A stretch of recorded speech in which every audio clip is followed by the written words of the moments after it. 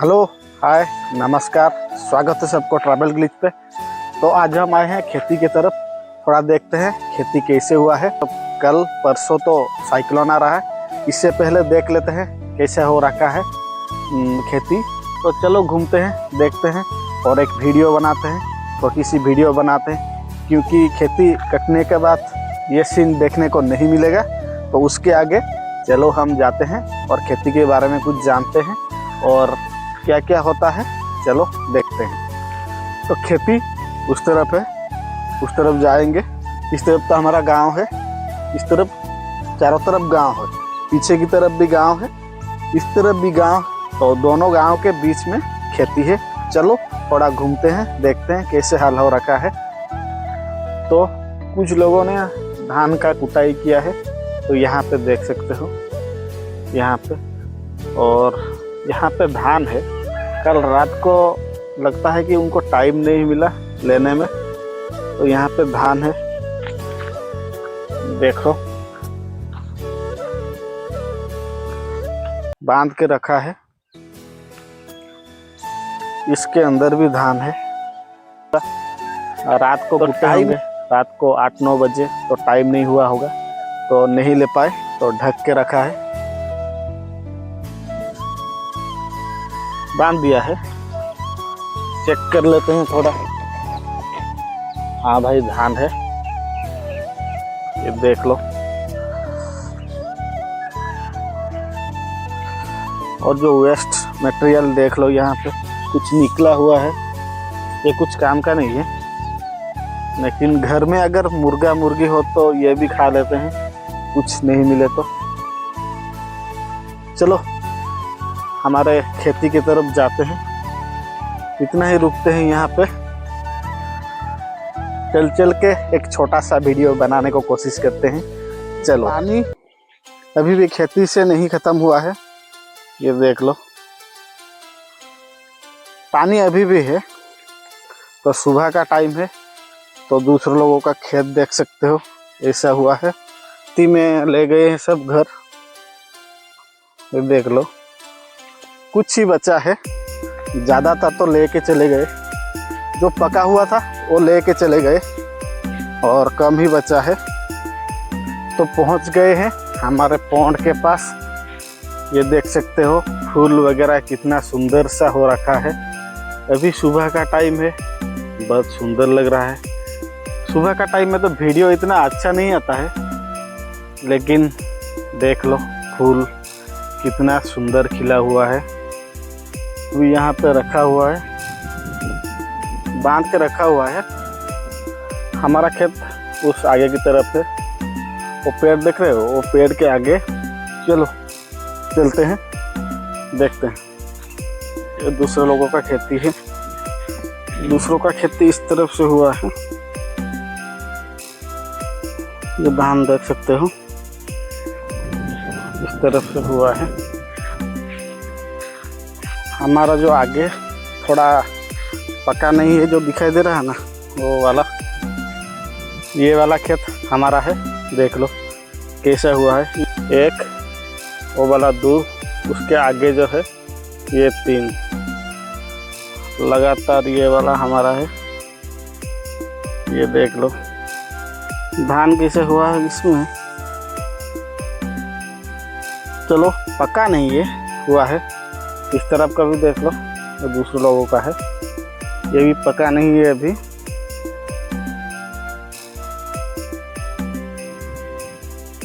Time लगेगा। इस बार actually में धान का खेती ना सबका हुआ है। जितने भी चाषी, जितने भी फार्मर है, जो भी खेती की हैं, इस बार, इस साल अच्छा खेती हुआ है।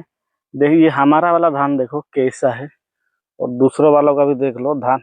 ये सब पक गया है, बस काटने की देरी है।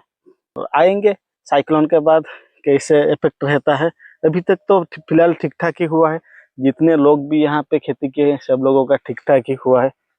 तो पता नहीं क्यों कुछ छोड़ दिए हैं पे, कुछ दान छोड़ दिए हैं, शायद पका नहीं होगा इसलिए छोड़ दिए हैं।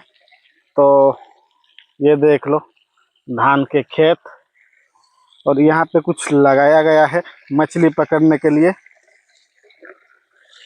मछली मिलते हैं अभी भी, ऐसे बात नहीं है कि मछली नहीं मिलते हैं। पानी अगर है तो मछली मिलते हैं,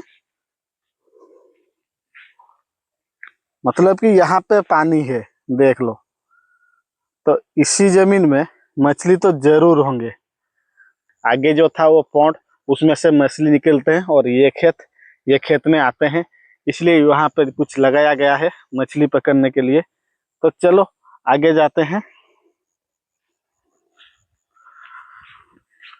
यहाँ पे हाइट हाइट कुछ है, कुछ अलग सा चीज है, देख लो। ये कुछ अलग प्रकार का चीज है, देख लो। ये धान तो नीचे है, ये ऊपर सा ये कुछ अलग सा इस तरह सा, ये देख रहे हो, इस तरफ से देखो, ये चीज देखो, इस तरह सा चीज एक है। ये खेती में ये चीज कुछ ज्यादा ही हुआ है। जुताई किए होंगे तब ठीक से जुताई नहीं हुआ होगा, इसलिए ये सब निकला हुआ है अभी भी। उस टाइम में जुताई के टाइम में अगर ठीक से कर लेते तो ये नहीं निकलता। लेकिन जितना भी अच्छे जुताई करो ना, कुछ चीज रह जाता है। देख लो कैसा लग रहा है, देखो।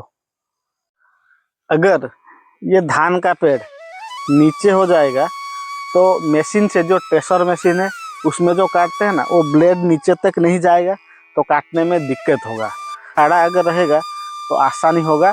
ट्रेसर मशीन जो मशीन में लगाते हैं, मशीन में धान काटते हैं, उनके लिए आसान हो जाएगा।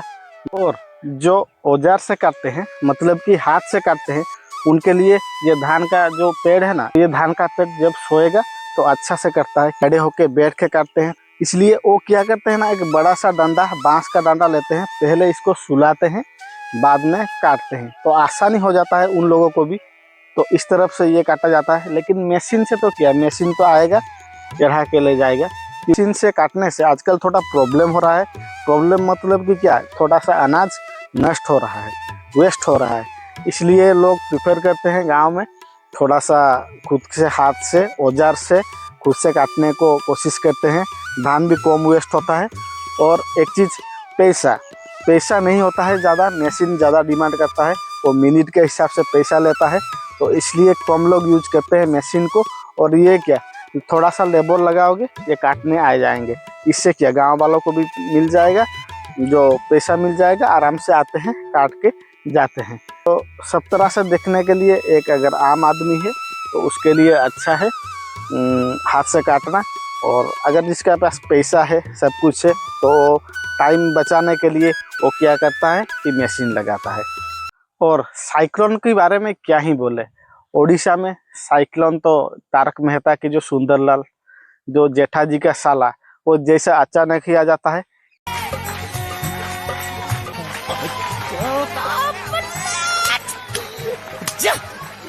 ऐसा ही हमारे उड़ीसा में साइक्लोन अचानक ही आ जाता है। कब आता है कुछ पता ही नहीं चलता। चाहे जहाँ पे भी हो, बांग्लादेश में भी हो लैंडफॉल, या साउथ इंडिया में भी हो लैंडफॉल, नॉर्थ इंडिया में भी लैंडफॉल, कोलकाता की तरफ भी लैंडफॉल हो, तो आ ही जाता है। इफेक्ट हमारे उड़ीसा में जरूर पड़ता है, क्योंकि हमारा उड़ीसा सी साइड एरिया में पड़ता है, सी बीच साइड के इलाका में पड़ता है हमारा उड़ीसा राज्य। तो इसलिए ज़्यादातर साइक्लोन जहाँ भी हो, इफेक्ट यहाँ आता ही रहता है। तो कल परसों भी एक साइक्लोन है, ये देख लो, ये कहीं पे लैंडफॉल होगा, लेकिन इसका इफेक्ट हमारा उड़ीसा पे आता है। तो ये ज़्यादातर धान खेती वालों को, जो खेती बाड़ी करते हैं, उनको ज़्यादा इफेक्ट देता है। और साइक्लोन की कारण और साइक्लोन की इफेक्ट आप सबको तो पता ही होगा, बहुत जोरदार बारिश होता है और तेज से तूफान होता है। तो उसके कारण ये धान का जो अनाज है ना, ये गिर जाता है। ये किसान को बहुत नुकसान उठाना पड़ता है। तो क्या कर सकते हैं, हम कुछ भी नहीं कर सकते। कुछ समझ नहीं आया लेकिन अच्छा लगा। तो जितना भी तूफान आए और जितना भी बारिश आए, हम केवल यही उम्मीद करते हैं कि थोड़ा कम आए, क्योंकि इससे बहुत दिक्कत होगी। तो भाई, धान के खेती में शुरू से ही, स्टार्टिंग से ही एक से बढ़कर एक टेंशन आता ही रहता है। बारिश कम हो तो भी दिक्कत, बारिश ज़्यादा हो तो भी दिक्कत। बिल्कुल बच्चे की तरह इसको रखना पड़ता है, बच्चे की तरह केयर रखना पड़ता है, क्योंकि बच्चे जैसे कुछ भी केयर ना दो तो ठंडा, सर्दी, जुकाम, ये सब बीमारी हो जाता है। ये धान की खेत भी ऐसे सही टाइम में सही मेडिसिन यूज करना चाहिए। करने में ना बहुत टेंशन है, बहुत दिक्कत है भाई। हमारे इस तरफ जंगल जानवर का भी आतंक बहुत भयानक है, क्योंकि हाथी वगैरह आते रहते हैं। हाथी क्या कर सकते हैं, जितना खाते हैं उससे दोगुना कुचलते हैं पैर से, तो बहुत ज़्यादा वेस्ट होता है। और ये तो हालांकि ये तो गांव के बीच में है, ये ज़मीन से उस तरफ की गांव है, इस तरफ की गांव है। लेकिन अगर जंगल के पास होता तो सुअर वगैरह भी आते हैं, कुचल के जाते हैं और कुछ खाते हैं। हाथी तो क्या ही बोल सकते हैं, जितना खाते हैं उससे डबल कुचल के ख़राब कर देते हैं। क्योंकि एक दो हाथी तो नहीं आते हैं, मिनिमम 40-50 हाथी आते हैं, तो पूरा धान आधा वेस्ट कर देते हैं।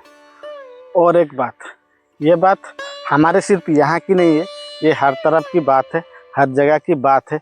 एक दो असामाजिक तत्व तो हर जगह होती ही है, और ऐसे एक दो केयरलेस इंसान तो हर जगह होते हैं, ये तो सबको पता है।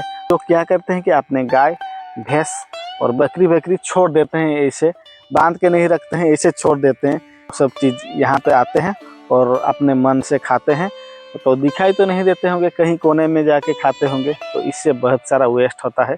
तो इतना सारा दिक्कत सामना करना पड़ता है एक किसान को। इतने सारे फिजिकली और मेंटली काम होने के बाद जब ये धान उगता है ना, तो मंडी में बेचने में भी एक अलग ही दिक्कत है। आजकल क्या कर सकते हैं, जब ये धान का उगाई होता है उसी टाइम में रेट गिर जाता है। जो लोग खाने के लिए भी उगाते हैं उन लोगों के लिए ठीक है, जो बेचने के लिए उगाते हैं वो अभी के टाइम में बेच नहीं सकते, क्योंकि अभी क्विंटल का रेट बहुत कम है मंडी में भी। और मंडी में तो हर लोग नहीं बेच सकते ना, क्विंटल एक साल में दोगे तो ही मंडी में बेच सकते हो, वो कार्ड बनाना पड़ता है। लेकिन आम आदमी वो क्या करेगा, वो ऐसे लोकल ही बेचेगा, लोकल में उसका रेट बहुत ही कम है, तो इसलिए थोड़ा रेट बढ़ने का वेट करते हैं और बेचते हैं। क्यों, सोच में पड़ गए ना, ये चीज़ सोचने का ही विषय है, ये बहुत क्रिटिकल चीज़ है।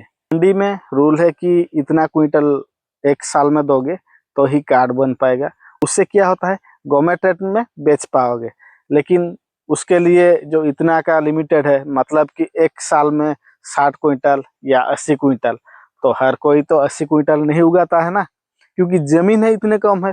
जिसका थोड़ा सा ज़मीन है वो कहाँ से लाएगा, उसको तो लोकल में ही बेचना पड़ेगा, तो दिक्कत तो बहुत ज़्यादा है भाई।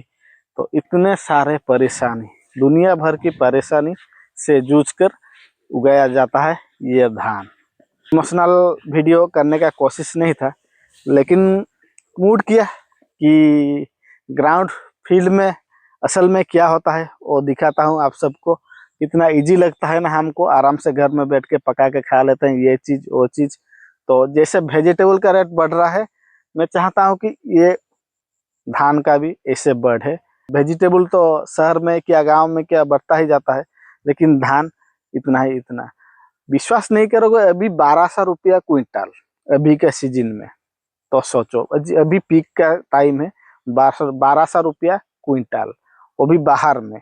और गवर्नमेंट का तो हर कोई तो 60-70 क्विंटल तो नहीं बेच सकता गवर्नमेंट को, तो वो भी गवर्नमेंट को देखना चाहिए, थोड़ा कम कर देना चाहिए, 30 क्विंटल 25-30 क्विंटल, तो थोड़ा लाभ भी होगा इन लोगों को, किसानों को भी। तो घर में खाना पीना करके थोड़ा टाइम रेस्ट लिया था कि करीबन 2 बज गए हैं, और ये देख सकते हो ये थ्रेशर मशीन आ गया है धान का अनाज निकालने के लिए। तो चलो नीचे चलता है। ये वाला धान हमने डायरेक्ट घर में ही लाए, पहले से प्लान था कि मशीन से ही काम करेंगे, गाड़ी के साथ लेबर ऑलरेडी आते हैं ना, इसलिए फिर भी हम घर वाले थोड़ी हेल्प कर देते हैं, जल्दी ख़त्म हो जाएगा। तो ये वाला धान अलग जगह का है, तो अभी जहाँ पे गए थे सुबह वहाँ तो पका नहीं है, लेकिन ये वाला धान सब अलग जगह का है, तो वहाँ से लेके आए थे। तो चलो कुटाई शुरू करते हैं।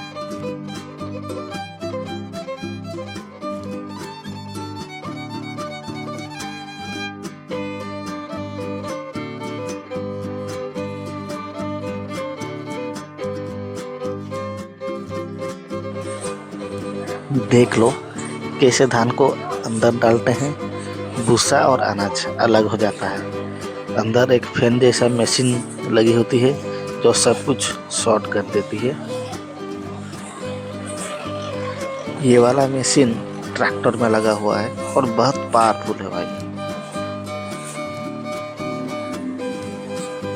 यहाँ पे हाथी की सूंड जैसा कुछ होता है जो धान को भूसा अलग कर देता है। और नीचे देख लो, एक तरफ से अनाज और एक तरफ से भूसा निकल रहा है, तो इसको अलग करना पड़ रहा है। भाई राहुल गांधी जैसा एक मशीन खरीदना चाहिए। एक तरफ से आलू डालते, दूसरी तरफ से सोना निकलता है। ये देख लो, भूसा की वजह से चेहरा कैसे हो रखा है। काम अब खत्म हो चुका है और ये लोग अपना सामान बंद कर रहे हैं, पेमेंट लेकर जाएंगे। और हमारी हालत तो देख रहे हो कैसे है। आप सीधे नहाएंगे तो चेहरा देख सकते हो कैसे हो रखा है, पूरा खतरनाक बिगड़ गया है। अभी तो एक ही काम बचा है, नहाएंगे।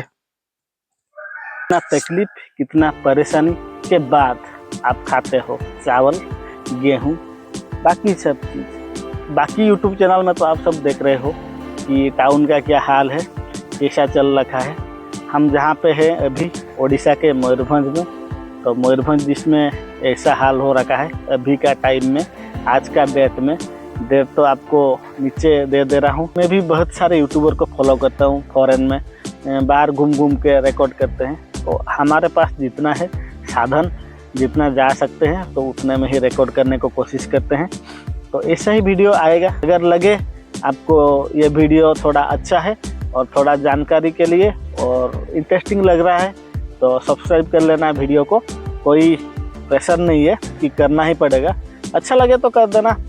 आज का टॉपिक ये खेती के बारे में था, तो आए थे खेत के तरफ तो रिकॉर्डिंग कर लिए। तो देख लेना, पूरा देख लेना, अच्छा लगेगा।